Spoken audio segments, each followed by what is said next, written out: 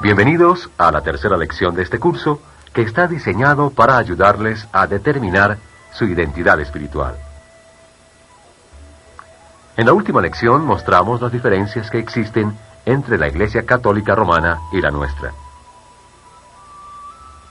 En esta lección continuamos examinando las diferencias entre las iglesias evangélicas y la nuestra. También veremos las diferencias a través de una conversación entre Eduardo, miembro nuestro, y Silvia, miembro de la iglesia evangélica.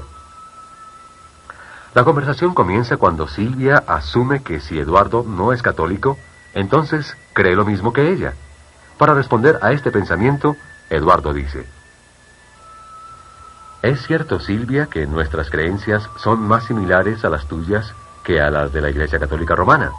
No obstante, todavía hay diferencias importantes entre las enseñanzas de los evangélicos y las nuestras. ¿Y cuáles son esas diferencias?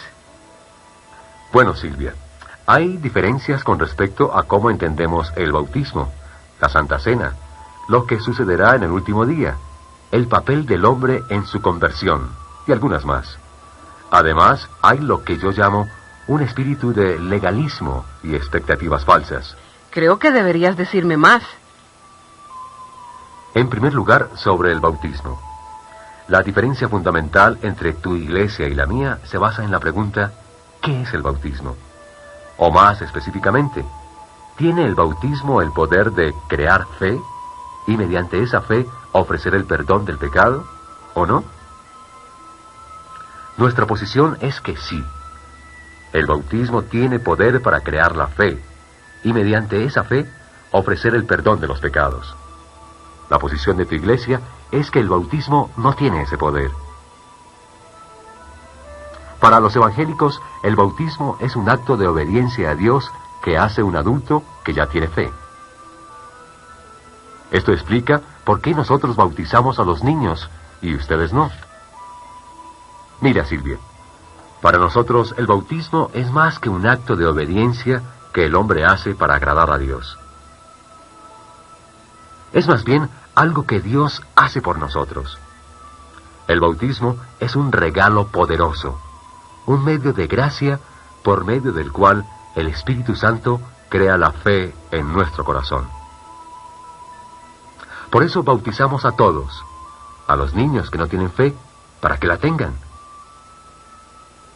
y a los adultos creyentes no bautizados, para que la fe que tienen sea aumentada y fortalecida.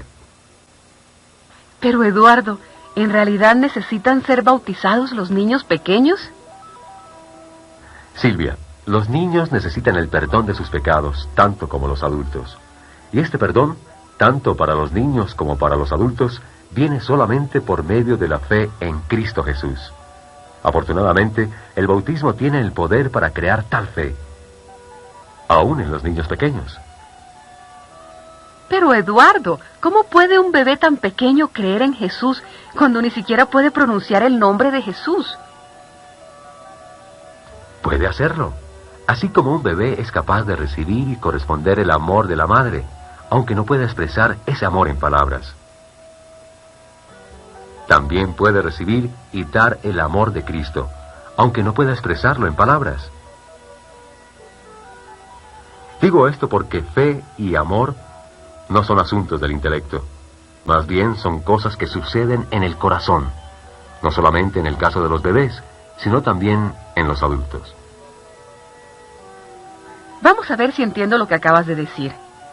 Si los bebés no tuvieran el pecado original, o si el bautismo no tuviera el poder para crear la fe, y por medio de la fe perdonar los pecados, lo cual es nuestra posición como evangélicos, entonces bautizar a los bebés no tendría sentido.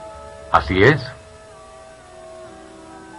Pero si los bebés tienen el pecado original, y si el bautismo es poderoso, si el Espíritu Santo lo usa para crear la fe y ofrecer el perdón, entonces también será beneficioso bautizar a los bebés, aunque no puedan pensar, porque la fe y el perdón entran por el corazón, no por la mente. Lo has dicho muy bien, Silvia. Entonces mi pregunta es, ¿por qué enseña tu iglesia, Eduardo, que el bautismo tiene poder? Porque la Biblia siempre habla de bautismo como de algo que tiene poder. Poder para santificar la iglesia. Poder para revestirnos en Cristo. Poder para hacernos nacer espiritualmente de nuevo. Poder para lavar y perdonar nuestros pecados. Y, lejos de ser algo inútil, el bautismo es algo que nos salva. No es solo un rito cristiano o un acto de obediencia de parte de los que ya tienen la fe. Es un medio por el cual Dios derrama su gracia sobre nosotros. Ahora creo que entiendo la diferencia entre tu iglesia y la mía en cuanto al bautismo. ¿Qué hay de la Santa Cena? Es básicamente lo mismo. Para ustedes, la Santa Cena no es un medio de gracia, algo que tiene poder para crear y fortalecer la fe, y mediante esa fe ofrecer el perdón de los pecados. Según los evangélicos, la Santa Cena es simplemente un acto conmemorativo en el cual el pan simboliza o representa el cuerpo de Cristo, y el vino, o jugo de uvas, representa la sangre de Cristo. Ustedes celebran la Santa Cena para recordar cómo Cristo dio su cuerpo y su sangre por nosotros. Para nosotros, la Santa Cena también es un acto conmemorativo. Es algo que hacemos en memoria de Él.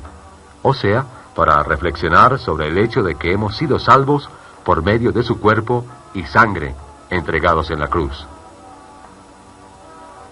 Pero para nosotros no es solo un acto conmemorativo. No es solamente algo que hacemos para agradar al Señor. En la Santa Cena, el Señor hace algo por nosotros. Nos da su cuerpo y su sangre junto con el pan y el vino para el perdón de los pecados. Me parece que ustedes tienen el mismo concepto que los católicos en cuanto al bautismo y la Santa Cena. No es cierto. En realidad, eso no tiene nada que ver con el tema. Si algo es parecido a la religión católica o no, no tiene importancia. Lo importante es si es bíblico o no. Y nuestro concepto de la Santa Cena es bíblico. Digo esto, Silvia, porque la Biblia habla de la Santa Cena como de algo en lo cual recibimos el verdadero cuerpo y la verdadera sangre de Cristo para el perdón de los pecados. Tu iglesia rechaza esta idea, porque no le parece lógico que el verdadero cuerpo y la verdadera sangre de Cristo estén presentes en el pan y en el vino. Nosotros creemos simplemente las palabras de Jesús cuando instituyó la Santa Cena. Esto es mi cuerpo, y esto es mi sangre, derramada para la remisión de los pecados. En pocas palabras, con respecto a muchas de las diferencias doctrinales que tenemos, la posición evangélica tiene más sentido desde el punto de vista lógico y humano, mientras que nuestra posición no es tan lógica, pero es más bíblica. La doctrina de la conversión es otro punto. La posición de tu iglesia, Silvia, es que cuando una persona se convierte, es ella misma quien toma la decisión de aceptar a Cristo como su Salvador. No parece lógico que el hombre no tenga ninguna parte o cooperación en su conversión. No obstante, la Biblia dice que una persona siempre está espiritualmente muerta antes de su conversión. Alguien que está muerto espiritualmente no puede tomar ninguna decisión espiritual, especialmente la decisión de aceptar a Cristo como Salvador. Por eso Jesús dijo muy claramente en Juan 15:16, «No me escogieron ustedes a mí, sino que yo los escogí a ustedes». Y San Pablo agrega en 1 Corintios 12:3, «Nadie puede decir o creer Jesús es el Señor, sino por el Espíritu Santo». Otra vez la idea es que el Espíritu Santo primero tiene que obrar la fe en el hombre, antes de que el hombre pueda confesar que Jesús es su Señor. Por lo que estoy escuchando, la diferencia tiene que ver con la palabra poder. Ustedes creen que el bautismo y la Santa Cena tienen poder para crear fe y que ofrecen el perdón. Nuestra posición es que no tienen ese poder. Pero con respecto al hombre, es todo lo contrario. Nosotros creemos que el hombre sí tiene el poder para tomar la decisión de aceptar a Cristo como su Salvador. Mientras que la posición de ustedes es que el hombre está muerto espiritualmente y que no tiene ningún poder para confesar a Cristo como su Salvador, a menos que el Espíritu Santo obre primero la fe en su corazón. ¿Son estas las únicas diferencias doctrinales entre nosotros? No, hay otras, pero voy a mencionar solo una más. La mayor parte de ustedes enseña que en los últimos tiempos Jesús establecerá un reino de paz aquí en la tierra que durará 1000 años, llamado el milenio.